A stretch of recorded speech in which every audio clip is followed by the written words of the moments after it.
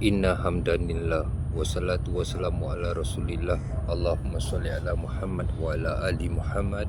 Assalamualaikum warahmatullahi wabarakatuh. Okay, hari ini mari kita renungkan surah Al-Furqan ayat 30 yang berbunyi, maksudnya Rasulullah sallallahu alaihi wasallam berkata atau berdoa, "Wahai Tuhanku, sesungguhnya kaumku telah menjadikan Al-Quran ini sebagai sesuatu yang diabaikan."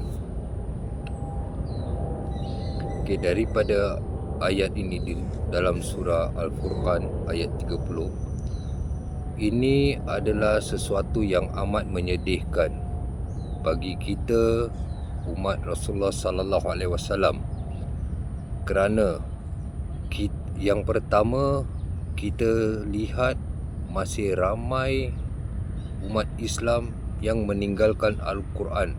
Maksudnya mereka tidak membaca langsung Al-Quran.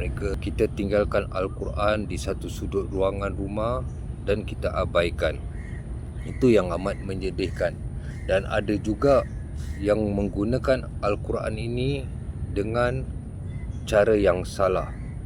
Nanti insyaAllah saya jelaskan sebentar lagi tentang perkara yang salah. Tapi basically, salah satu perkara yang salah itu adalah mereka menggunakan Al-Quran untuk diletak di rumah-rumah. Seperti ada rumah kita masuk, kita nampak ayat kursi. Kita nampak ada orang yang mengambil surah Yasin letak di laci, drawer untuk mereka jualan dan sebagainya. Jadi mereka menggunakan Al-Quran itu sebagai satu perhiasan atau satu tangkal untuk pelindung. Kebanyakan orang-orang bangsa Melayu ni di Nusantara, mereka anggap Al-Quran ini sebagai satu perhiasan untuk menunjukkan aku ni orang Muslim dan rumahku wajib ada Quran. Yang ada juga berfikir supaya setan, iblis, jin tak masuk rumah. Okey, itu kepercayaan, belief yang salah dan boleh menjadikan syirik. Syirik yang seperti kita menganggap Al-Quran ini ataupun surah Yasin ini, apa-apa ayat yang kita letak di rumah atau di laci penjual bila kita berdagang, menjadikan syirik, kerana kita percaya bahawa Quran ini atau ayat-ayat ini akan memberi perlindungan. Sebenarnya dia tidak akan memberi perlindungan melainkan kita membacanya. Itu yang pertama. Dan yang kedua, ada yang membaca Al-Quran tapi dia tidak faham maksud atau makna daripada ayat yang mereka baca. Seperti burung kakak tua yang selalu berbicara hello, hello, how are you, tapi dia sendiri tak tahu apa yang dia bicara. Jadi masih ramai yang baca Al-Quran tapi dia tak faham. Dia solat, dia baca Al-Fatihah, dia baca surah, dia tak faham. Dia waktu dia sujud, waktu dia rukuk, dia tak faham apa maksudnya dan apa yang dia baca. Yang ketiga, membaca Al-Quran dengan membaca terjemahannya sekali. Jadi dia baca Al-Quran, lepas tu dia tengok terjemahannya, maksud daripada Al-Quran. Tapi dia tidak mengamalkan dirinya di dalam hidupnya. Dia cuma baca, dia tengok terjemahan, dah itu je. Dia tidak mengamalkan apa yang disuruh atau diperintahkan. Yang keempat, membaca Al-Quran tapi dia tidak faham tujuan membaca Al-Quran. Apakah tujuan Al-Quran diturunkan pada untuk umat Rasulullah sallallahu alaihi wasallam, untuk umat manusia. Dan yang kelima, iaitu membaca Al-Quran, dia faham, dia imply, dia mengamalkan, tapi dia tidak melakukan amal makruf nahi munkar dan juga tidak menyebarkannya. Dia nampak perkara yang salah, kemaksiatan semua, dia diam dan dia menggunakan alasan seperti aku tak nak masuk campur, itu urusan orang, cukup untuk aku benci. Jadi dia memilih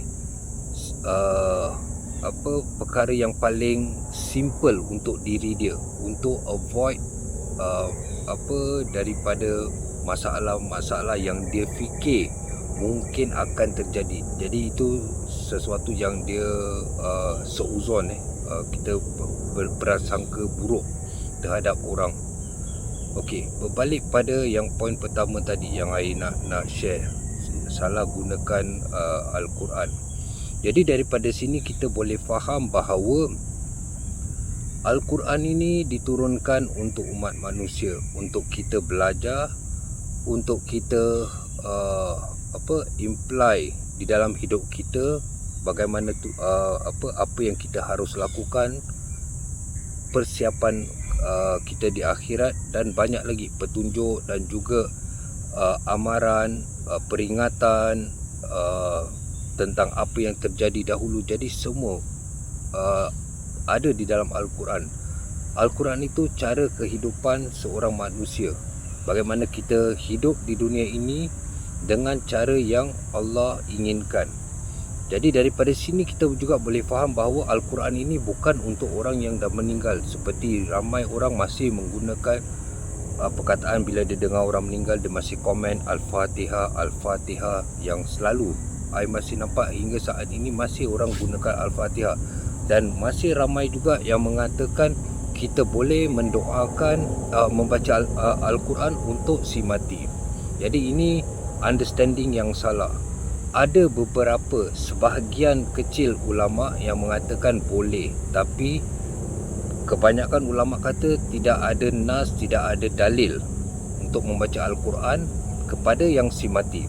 Jadi apabila kita nampak dua perbezaan ulama ini, kita harus berbalik pada sunnah dan Al-Quran, iaitu apabila anak baginda Rasulullah sallallahu alaihi wasallam meninggal, adakah Rasulullah membacakan Al-Quran untuk anaknya?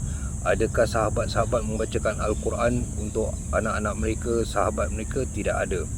Jadi kita tidak, kenapa kita harus memilih sesuatu yang masih belum jelas, masih ada perbezaan pendapat, sedangkan Rasulullah sallallahu alaihi wasallam sudah menunjukkan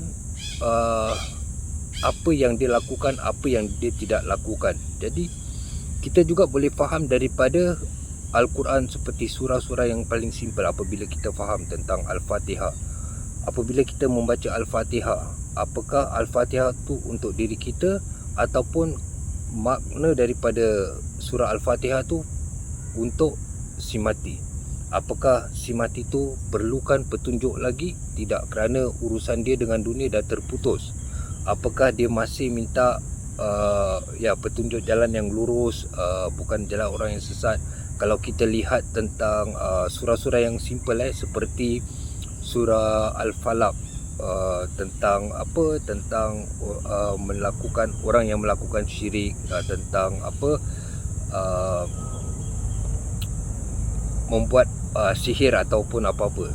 Juga surah An-Nas tentang rasa was-was. Jadi kita boleh lihat bahawa Al-Quran ini sebenarnya untuk orang yang hidup, untuk kita faham dan praktis di dalam hidup kita, bukan kita sedekahkan untuk si mati. Apa yang si mati perlukan, memang betul, sedekah part of it, salah satu perkara ataupun benda yang boleh sampai pada si mati, iaitu sedekah jariah, apa yang kita sedekah. Tapi bukan membaca Al-Quran dan sedekah. Apa yang kita apabila kita baca, kita dapat pahala, dan pahala tu belum tentu kita dapat. Yang tahu dapat pahala atau tidak dapat pahala hanya Allah Subhanahu Wa Taala. Jadi kalau kita tak pasti tentang pahala yang kita dapat, bagaimana kita nak sedekah pahala kita untuk orang si mati itu? Kat situ pun kita nak kena faham dia punya point tentang sedekah pada si mati. So kesimpulannya, si mati apa yang diperlukan adalah doa, bukan sedekah. Sedekah tu diperlukan, tapi dia akan dapat di akhirat waktu timbangan. Tapi apa yang diperlukan sekarang adalah doa, supaya dia dilepaskan, dibebaskan daripada azab kubur. Itu yang lebih important, yang mereka lalui sekarang, kerana belum lagi kiamat. Dan azab kubur itu akan terus berlaku sehingga kiamat nanti. Semoga video ni menjadi manfaat dan semoga kita mendekatkan diri dan rajin membaca Al-Quran. Kalau boleh setiap hari, even satu ayat atau 2 ayat pun is okay. As a start, as a beginner pun is okay. Kita lazimkan kerana kita tidak tahu bila ajal akan menjemput kita. Semoga bermanfaat. Assalamualaikum warahmatullahi wabarakatuh.